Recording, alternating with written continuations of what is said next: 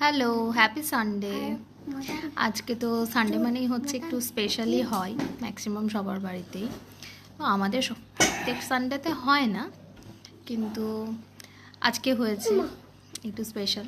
তাই ভাবলাম যে চলো একবার দেখাই, তোমাদেরকে একটু শেয়ার করি কী কী আছে আজকে লাঞ্চে। তো চলো দেখাই। তো ফার্স্টেই আছে হচ্ছে ভাত।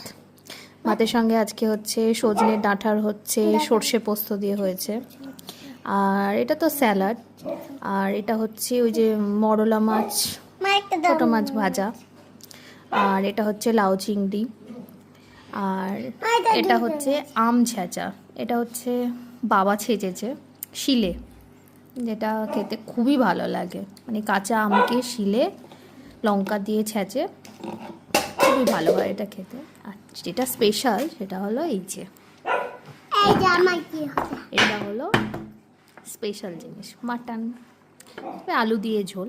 ব্যাস, আজকে হচ্ছে এইটুকুনি।